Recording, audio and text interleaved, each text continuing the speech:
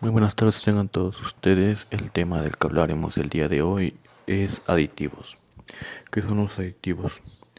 Son las sustancias que se añaden a los alimentos para mantener o mejorar ya sea su frescura, sabor, inocuidad o aspecto.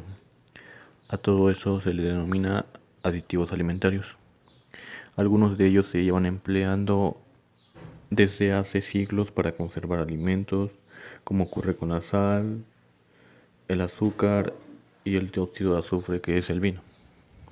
Sus primeros inicios comienzan en el empleo de la liofilización por los incas hace 3000 años antes de Cristo.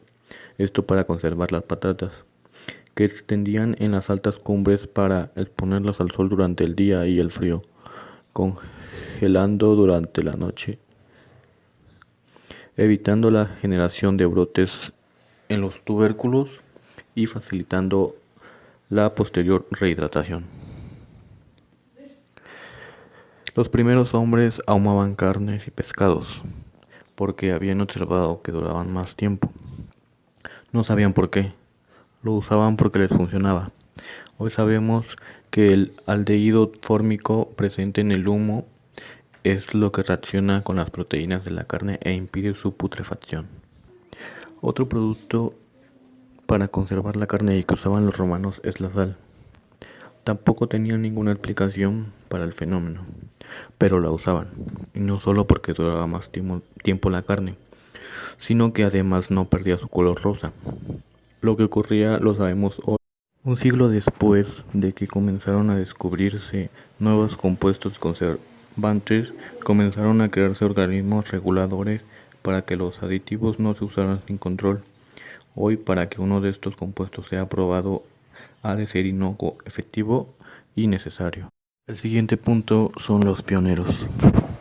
Uno de los grandes hitos se produce en 1800 en Francia, cuando Francois Appert ideó la esterilización, para la cual llenaba frascos de vidrio con los alimentos a esterilizar, los cerraba y los sumergía cerrados en agua hirviendo. El material de vidrio daba lugar a roturas, y en 1810 Peter Durand patentó en Inglaterra la utilización de botes de hojalata. Ya finalmente, en 1840, un familiar de Appert, Nicolas Appert, ideó esterilizar las latas a temperaturas superiores a los 1000 grados centígrados, utilizando el autoclave, abriendo el camino a la moderna industria del enlatado. 30 años antes de que Pasteur pudiera explicar los efectos del calor sobre los microorganismos.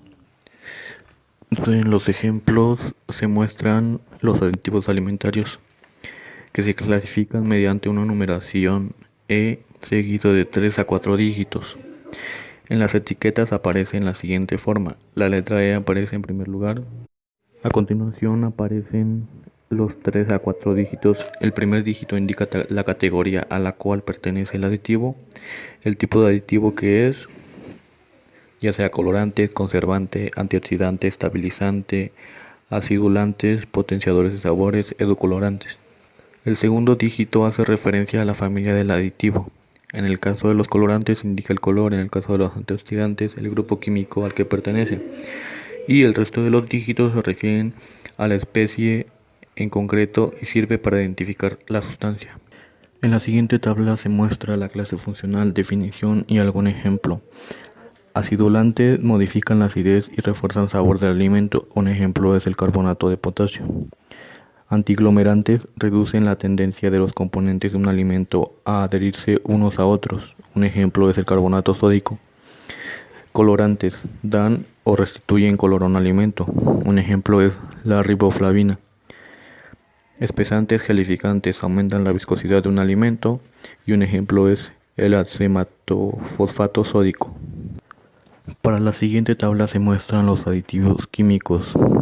Una tabla en donde muestra el aditivo que es, nombre, riesgo potencial, explicación, composición y aplicación. El aditivo es el emulsionante, reguladores de acidez, espesantes y gelificantes. Un ejemplo de emulsionante es la lecitina de soya. Un riesgo potencial, efectos adversos desconocidos. Contiene soya, por lo tanto puede provocar reacciones alérgicas.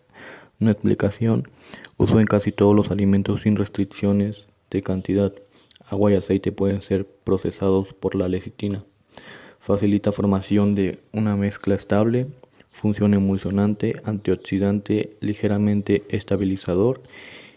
Inhibe la rancidez. La composición hidro y liposoluble, fácil unión al agua y aceite, proviene de la soya genéticamente modificada y la aplicación a aires de sabores diferentes. Un ejemplo de reguladores de acidez es el cloruro de calcio. Como aditivo alimentario no se conoce todavía. En su explicación, el aditivo en alimento en general sin cantidad máxima escrita estabiliza el color y otros ingredientes de frutas y verduras enlatadas.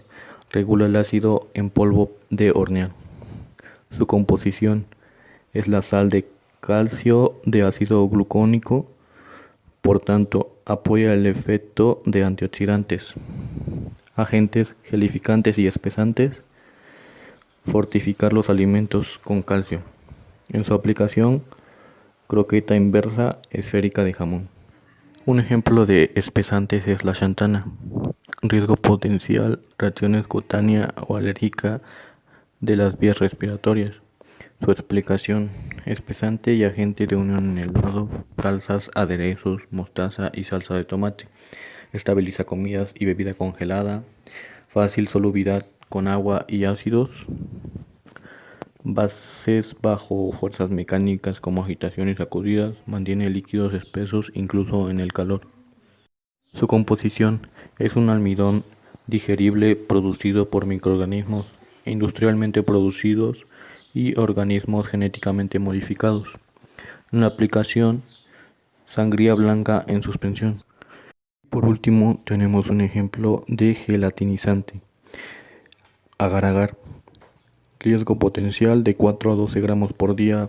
Se puede tener un efecto laxante y causar diarrea. Su explicación, permitido para alimentos en general y sin limitación de la cantidad.